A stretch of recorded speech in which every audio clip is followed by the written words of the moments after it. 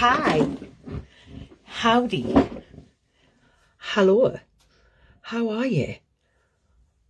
Am I going to have anyone join me live today? Let's find out. In the meanwhile, I'm going to put a little bit of slap on because I want to talk to you about women and alcohol. That's my bag, right? That's my jam. Women and alcohol. Why are we in this situation? How has this happened, right? Like, look up through your family line. How old are you? Think about your parents, your mother, your grandmother, her mother. Like, when did this start to become something that we do? And are we following the generations before us, like oil of Younique? I have to use oil of Younique because it just smells like my nana.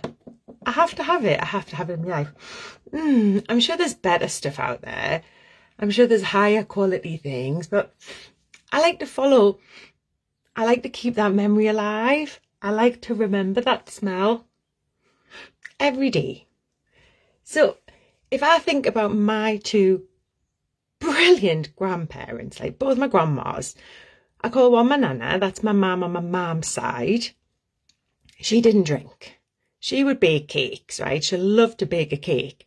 Sunday tea, nana's house, pot of tea, sliced ham, salad, boiled egg, a few boiled potatoes, sandwiches, vol au vents, brandy snaps with the cream inside. And Sunday tea, there wasn't drinking. It wasn't really about the drinking Sunday tea. But every other family occasion, I remember, everyone was pissed. Everyone loved a good drink, except for Nana. Nana would be sat in the corner, just shaking her head. She was the head of the family, but in a very strong, quiet way. The noisy one was Granda. Granda, he was the one who was swilling the home brew, and we were laughing at his jokes because he was funny, right? So I'm just thinking about what did that plant? What beliefs did that plant in my mind growing up? And then I look on the other side, my other nana, on my dad's side, she died when I was only 12. And she liked a pint. She liked a drink with the lads. Well, she liked not so much with the lads. She was always glamorous and dressed up smart, like she was going somewhere really special. And she loved nothing better than going in the bar and having a brown ale in a schooner, like a schooner glass, a bottle of brown ale. And she taught me everything I know about horse racing. So what did that teach me? She was always done up. She smells in my mind of Coty Lamont. Who remembers Coty Lamont perfume? I haven't kept that tradition going, I have to be honest. But that mixed with the fags and the brown ale breath, that was Nana Peg. But even though I'm saying that, and I'm sure you're thinking, that smells disgusting, it still holds like a fond memory for me because it reminds me of my childhood. It reminds me of that warm, safe feeling of belonging. So my memories of alcohol growing up aren't sad. They're happy. The people who I loved and the people who showed me love enjoyed a drink. So is it any wonder that I ended up exactly the same? I enjoyed a drink, but the difference is that now, or for the last however many years, we've been fed this mummy needs wine culture. And believing that we deserve it, believing that it's the treat at the end of our busy, stressful life that we're supposed to be able to cope with. We've got to be everything to everyone without showing any weakness, without showing, that it's a struggle. Otherwise, we'll come across hysterical. She's hysterical.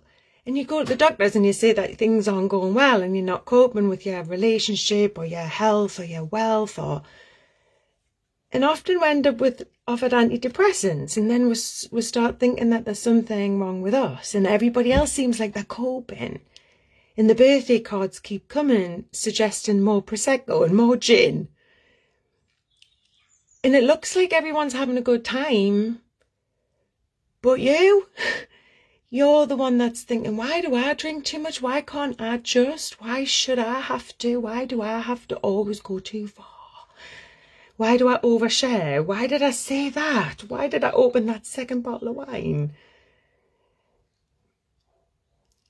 And sometimes the damage doesn't look that bad. Yes, there's damage to your bank account and there's damage to your health, but we're very good. We're very good at holding it together. We're very good if it just keeps showing up and saying, oh, I've done it again, and laughing about it. Like, it's not funny anymore. I don't think it's funny anymore. I think the mummy needs wine culture is over. My mission is to rebrand sober as the goal-seeking choice for women who desire more from life. We're nearly to the end of 2022, and if you think about it, we spend more time planning our week's holiday or what to wear on a night out than we do planning the next 3 or 5 years of our life. If I look back now to 2018, when I started this journey, like, everything is different.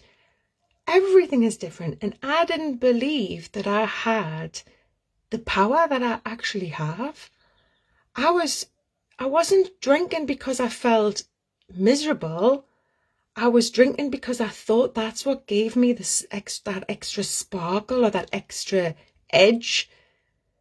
Well, actually, it was just so predictable. It was just so the same all the time. And yes, of course, I did have a good time. I had brilliant connections with my friends. We laughed until we couldn't laugh anymore. It was great. But now I'm ready for the next chapter. I was ready for something different. And I tried so many ways to hang on to that life and drink less. I tried that for so long. And imagine if that had been successful. Imagine if I had just managed to just have 1 or 2 and then stop. My husband would still be drinking. I wouldn't be inspiring my children. I wouldn't be learning everything I'm learning so that I can deliver this to you. I wouldn't be who I really am. I would just be still managing and not drink too much. And that's exhausting. So even if you're successfully moderating, like, just sit back and think, what would I do with extra energy? What could I do if I had that clarity? If I knew what I wanted and I could make a plan and someone was there to hold my hand and to cheer us on in the good times and to support us in the bad times. Like, that's what I'm offering you. This isn't really about what's in your glass. This is about who you are and who you know you can be, who you desire to be. Like, think about it, all the things that have changed throughout your life. Go back through and go do a quick lifeline. Think about where you were born and, what happened to you, the knocks you've took, the things you've survived, the people you've met, the people who you've lost. Think about everything you've been through, even the fun stuff, the music you've enjoyed, the hairstyles, all of the different masks that you've wore, the roles you've played, the jobs you've had. And then really think, how long have you held on to alcohol? Has that been the common thread throughout all of your life, throughout all of that time? Or have you had times without it? And can you look at the times, if you have had times without it, not pregnancy because you're busy growing a baby, right? That doesn't count.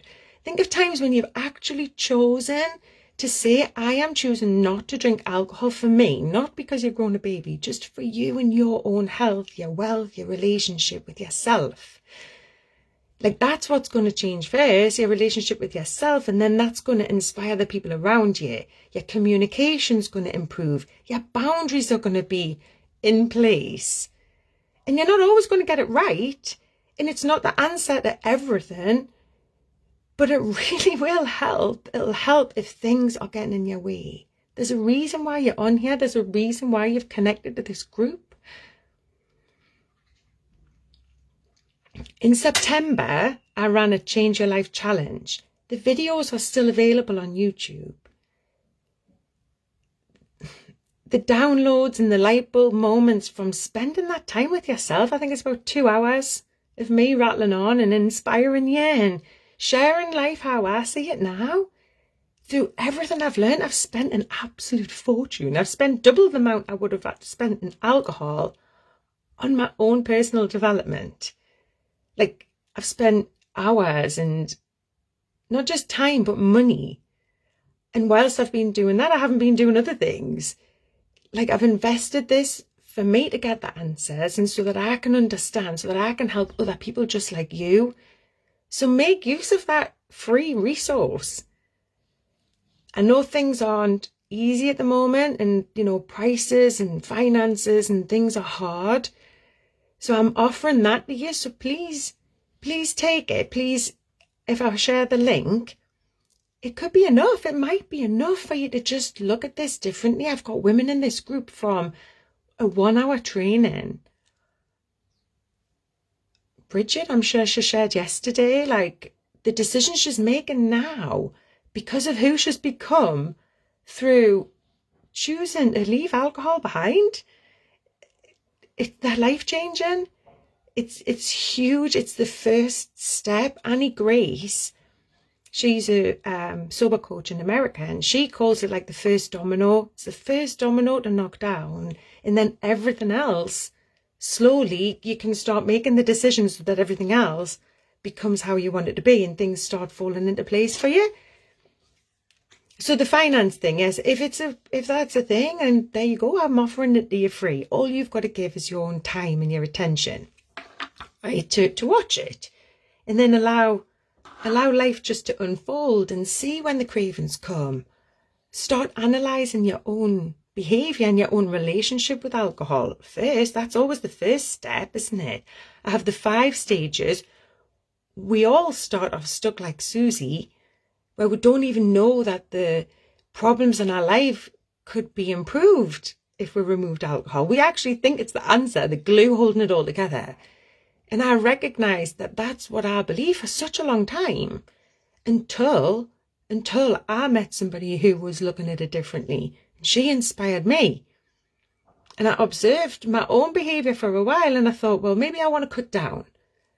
That'll do. I'll cut down because that seems a little bit more achievable. So I spent such a long time cutting down and trying to cut down, and there would be times when I failed to cut down, and there would be other times when I suppose I succeeded and I didn't go too far, but I still had that low energy. I didn't ever get it out of my system for to really get to that deep quality sleep that we're all don't even know we're missing.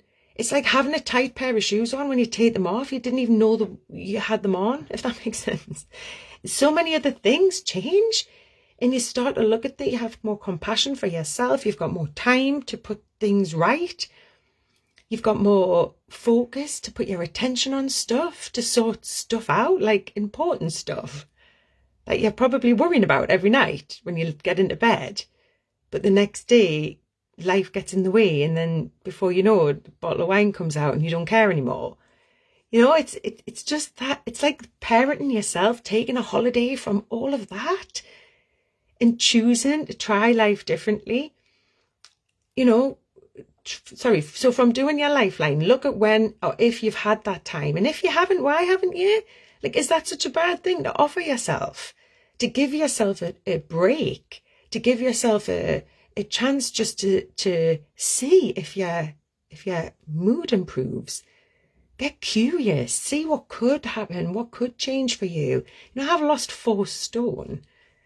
And I never imagined that would happen. I didn't even think. I'm back to the figure I had before I even started drinking.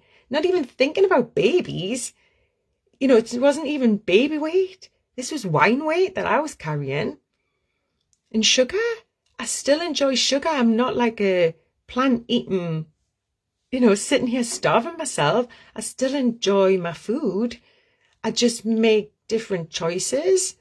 I look at my food as fuel now, and it's not just like starch to soak up the alcohol and salt to replenish from, a bender.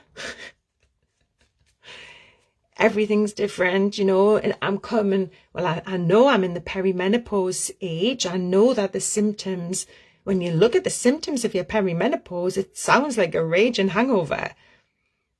So I know my body. I can,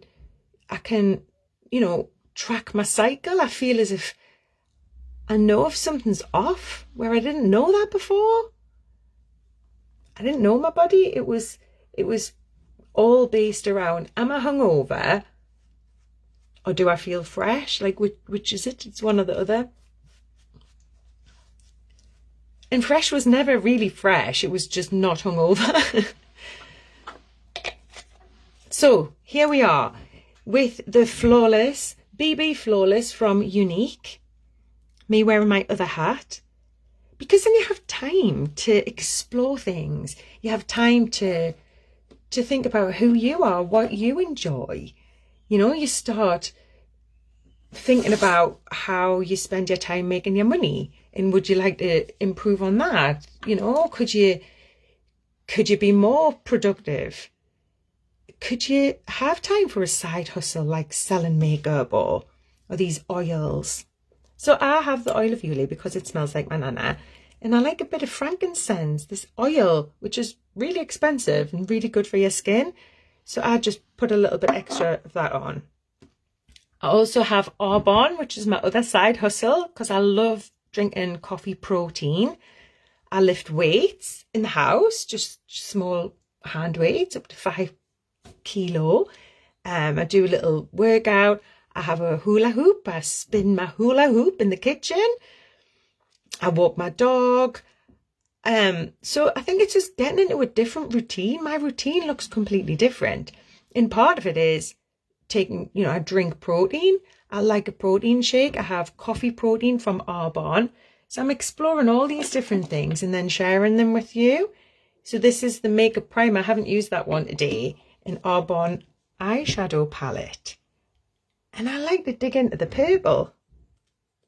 And I'm not going anywhere today, by the way. I'm just going to walk my dog. Hang on now. So I put a little bit purple along there. A very long time ago, I had eyeliner, like henna tattooed on, and eyebrows. Like, what's it called? Micro. I would not recommend doing that because it was very, very painful. She did one eye and I nearly walked out because I couldn't handle how much it hurt. When I agreed to it, I had no idea what it was I was agreeing to, by the way. So that's one for another story. And these bits here are now wearing off. I don't know if you can see.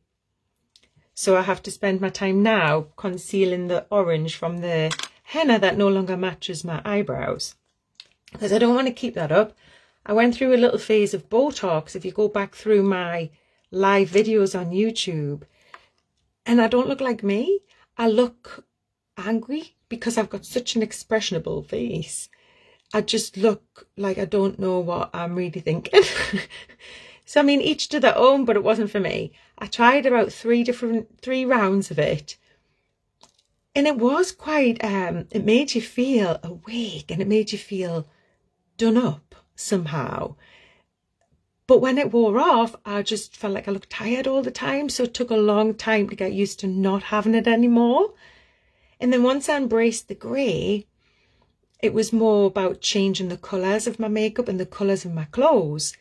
Because from going dark brown to blonde to now grey, it's completely different. I don't suit the same colours of makeup.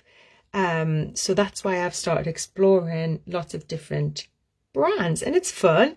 And I think it's something nice to feel like I'm treating myself to a new lipstick instead of a bottle of wine.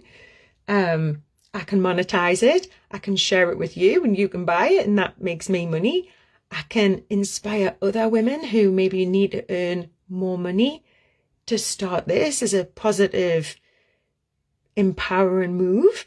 And from me selling this, right, if you buy one of these lipsticks, the money, the commission goes in my bank within 3 hours. So obviously you can imagine the people I meet all the time, a lot of my ideal client is an ambitious woman who desires more from life. You know, she is uncovering what it is that she's really wants. She might not know what that is at the moment. She knows that things aren't right, things aren't working out. Maybe she's been focused on living someone else's dream. Maybe she's in transition between a relationship, or she's gone through divorce. It might not always be that she doesn't have money, but maybe she's worried about where to invest her money. And these are all phases that I've been through, which is why I honestly believe that I'm qualified to reach out to you and say that I understand what you're going through. I can totally get why a bottle of wine at the end of the day makes everything just feel a little bit lighter. I understand that. But long term, is it helping?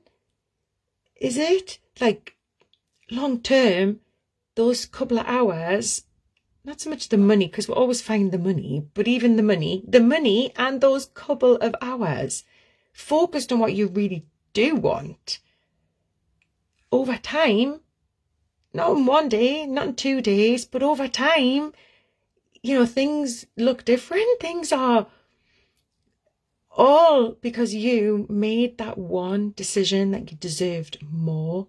And you found somebody who understood, somebody who's going to stick with you, somebody who's, you know, can show you the way, who can show you the steps and help you get to the next stage that you need to get to. And somewhere you can just offload and you can get other people's perception on your own situation. Someone who's impartial. You know, I'm not your best mate. I'm not your mother. I'm going to help you to really figure it out yourself. That's what I think my job is. My job is to hold your hand while you figure this shit out yourself, really. And I can share with you what helped me at each stage. So you started off like Susie, you're here now, you're observing like Ollie. Ollie knows, but she doesn't believe that it's possible for her. She knows it's what she wants. It's really what she wants. She really wants it. She can see it for other people. She believes me when I tell her that it's possible, but she doesn't know that it's possible for her. So that's tapping into limiting beliefs and thinking. I'm going to say to you, right, this isn't your first rodeo. Back to the timeline. Let's look at what you've done. Where have you been? What has happened to you? What have you been through? What did you get through? What skills did you use? Like, this is not your first hard thing that you've faced. Like, is it? Really? It's not. And then we'll help you look for evidence to support your reason to do this. But I can only do that if you open up and share with me. And you doing that moves you straight away to become like Bessie. You're bold like Bessie. You've took action. You've booked a call. You've reached out in my DMs and you've said, Claire, I'm ready. I need to speak to you. I want to join your membership. I want to come and I'm going to commit from now till December. Sign me up. You've been bold. And then the next bit's hard too. You've got to turn up. You've got to keep coming. You've got to come on Wednesday nights. You've got to, you know, it's a culture of progress. This isn't pass or fail. Even if at that stage you turn up, and you can ask anyone who's in the membership, because it's happened, people have a drink. If they have a drink, it's never as bad as it was before. It's not a fail. What it is, it's an opportunity to learn. It's an opportunity to look and say, well, would I do that again? What happened? What did I still believe? Why did I think it would help? Did it help? What did I gain? What did I lose? And you look at it, or we'll look at it together. You share it with the people in the membership, and they've probably been through it. And we'll all get to virtually hug you and say, right, come on, pick yourself up. It's what you do now that matters. It's not, you know, move on from that. Move on from that. With love, move on from that. And the more times you're doing that, you're engaging in life sober. So you're going to the parties and you're having the conversations with your friends and you're getting through life without it. You're trying loads of different types of tea. You know, you're doing other things. You're getting outside in the fresh air and you're whatever it is. And slowly you find yourself supporting other people. You find yourself inspiring people because you're being vocal about it, because you're starting to feel the benefits. The sleep's improved, your relationship's getting better because your communication skills are back. The brain fog is lifted for at least parts of the day. And the self-care comes in because you start treating yourself in a different way. You start feeling proud of yourself. You start thinking, if I can do this, what else can I do? Yay, there you go, you see. And you think, I bet the first time I ever mentioned hula hooping, Sarah would have gone, I'm not hula, you're joking, I won't be able to do that. My mum came here and she saw me with the hula hoop and she's going, I won't be able to do that. And I said, if you say that, then yeah, you're right, you probably won't, but try, come and try. And she did. Oh, her face, she was, and it was that, it's like, when was the last time you smiled and you like felt alive like that? Okay, you might think, oh, when I had a shot or when I had some Prosecco or when we laughed so hard because what happened again? Can't remember because you were pissed. Yeah, you laugh when you're pissed, but this is real laughing, like from within, that you're creating it. Yes, there you go. They did do it all the time, didn't they? And it comes back. And it's things like that. And it's like, you are then in control of bringing yourself alive. You can light yourself up like a firework. You know that you can do that. I have my hula hoop behind my table in my kitchen. And when I'm boiling the kettle, and sometimes I'm not in a very good mood, sometimes I'm frustrated or I'm feeling a bit down, I just turn my music up and start hula hooping. And you can't do it for very long, so it's not like you have to get in the car and drive to the gym and do a class, and you know, it doesn't take all that time if you're time poor. It's a good one. And it just gets your adrenaline up. I think it's cool. Well done, Sarah. Proud of you I am. See, I'll get you on the purple eyeshadow next. Because the purple eyeshadow is funny, it makes me laugh because I would be like, purple eyeshadow, but with the grey hair, it works. It works. Right, so enough nattering, let's get down to it. I've never been able to find, as yet, an eyeliner as good as this little pot of magic Rimmel, because I've always done my little sweepy cat's, what's it called, across the top. Always done this, always have, ever since I learned how to put makeup on. Madonna and Marilyn Monroe. I was watching last night, my husband fell asleep, so I was having a good flick through the channels to watch what I want to watch, not what we want to watch. And I put on Marilyn. Oh my God, I'd never watched her or know about her life story. What a horrible time she had. Poor woman. Oh, her mother tried to drown her in the bath. I was like, what? I didn't know that had happened. I had no idea. And I'm only halfway through because I fell asleep. I was like trying to keep my eyes open because I wanted to know what happened to her next. What a time she was having. Yeah, so her eyeliner, she wears her eyeliner like this. That was my connection. Marilyn, eyeliner, Madonna. So yes, I was in Turkey when I had these this done, the eyeliner and the eyebrows, with my then step-sister-in-law. But they're no longer together. And I admired, she's Turkish, and we were in Turkey, and I admired her eyebrows. And within a few minutes, she was on the phone booking me an appointment. And I went thinking, oh, I'm going to get, like, you know, shaped. They're going to shape them. Or they're going to, I don't know what they're going to do, but I can't wait. And we got there and she was chatting away to this Turkish lady. My flight home is that day, by the way, same day. And she said, I'll come back for you. I'll leave you like a couple of hours. And she went away and I'm sitting sweating thinking, what's going to happen? No colour test. No, not like that. She sat us down, started tattooing, like with the micro, like the little tattoo. It's tattooing, isn't it? It's like needle. There's a little needle going in. And I was going, ah, which that was all right. I could cope with that. But when she went in for me eyeliner, oh, imagine that. And this, the divorce now, it was years ago. It was about 2019, was it? And it hasn't worn off yet. So I'm really pleased that she didn't totally mess it up, because I would have still been walking around with a botched. And it just shows you have to be careful, haven't you? Look at me. And I wasn't even drunk. I can't even say that I was drunk. I just went along with it and sat there and let them tattoo my face. So I don't even know if you should be listening to me, actually. I'm going to tell you that story. Hey, crazy lady. Right, so this is Twisted. This mascara is called Twisted. And the good thing I like about this is it's got 2 wands. Not one, 2 wands. Do you wear false eyelashes?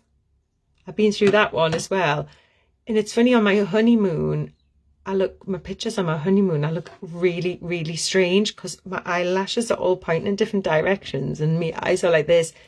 And I was drinking then. It was like my eyelids were swollen. They were just like a bit fatter than normal. And I had these really stiff, hard eyelashes pointing in all the different directions. I just want them off. So after that, I never went back for that either. I never had any more of them on. Which again, when you see people with them lovely long eyelashes, it's very tempting, isn't it? But I'd rather have proper eyelashes every day than just on a couple of days a month. But again, each to our own. We'll live and learn. We'll experience these things. False nails, can't do them either. I've tried many times. The pain I find in my nails. I use my nails probably as tools. So my nails are really short and natural. I can't wear them false nails. Well, I could wear them, but I wouldn't be able to do anything. I wouldn't be able to do anything because I must use I don't use the pads of my fingers. Like, I don't know how people do things when they're so long. They have like nails this long. How do you cope with that? And these are all the things, that when you stop drinking, it's not that you stop caring. Don't get me wrong. You just start looking at things differently. You start being more accepting of yourself. And I'm not saying that you have to accept your grey and totally go in on that, but you just start to see yourself in a different way, and things tend not to be a priority that were before.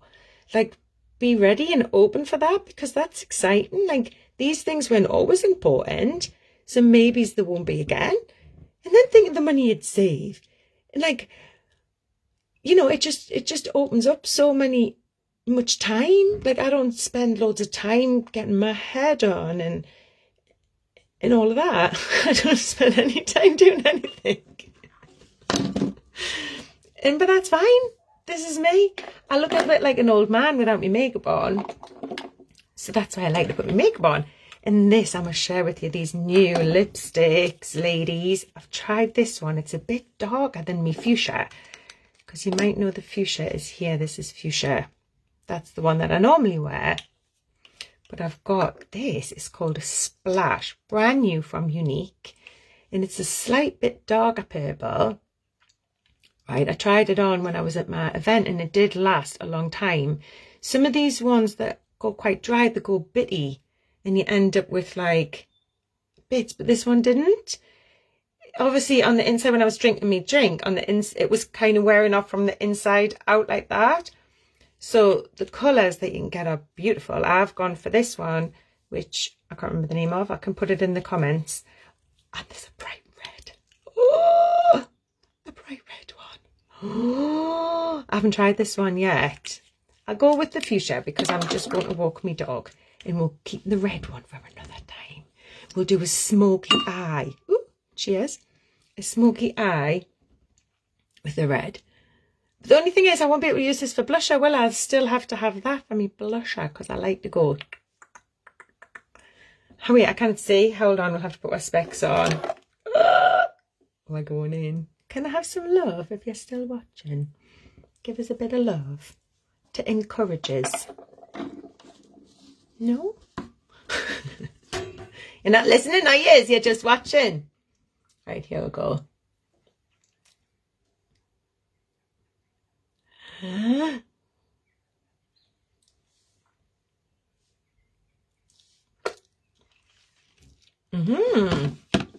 Yes.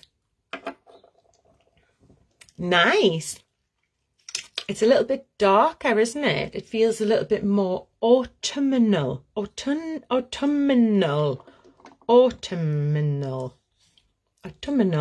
See, because it's like a slight darker shade. But I do still feel I need to put a little bit of... Can I do that? Can I do that? I just feel as if I've got something missing. I should probably explore rouge. But that'll do for now. 2 for 1. Right, that's it from me. Lecture over. I'll see you tomorrow. It's getting long. Hair's getting long.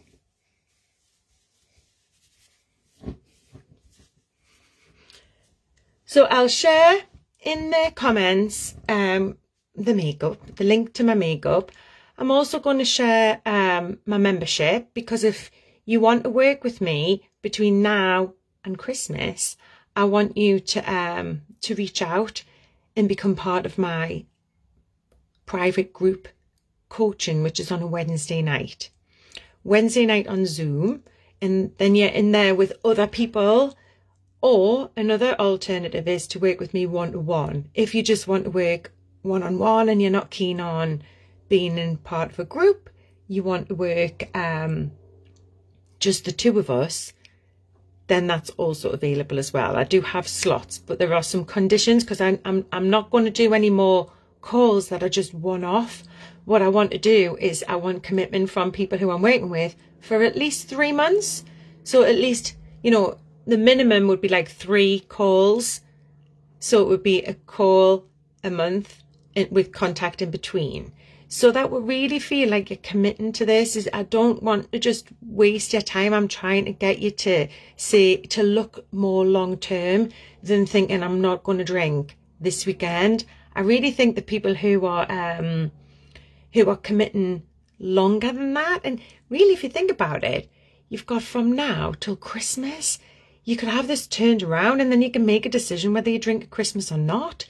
No one's asking you to commit to forever. But I think longer than just a one-off phone call, I want some more ambitious, committed women to surround myself with between now and Christmas. Bye from me.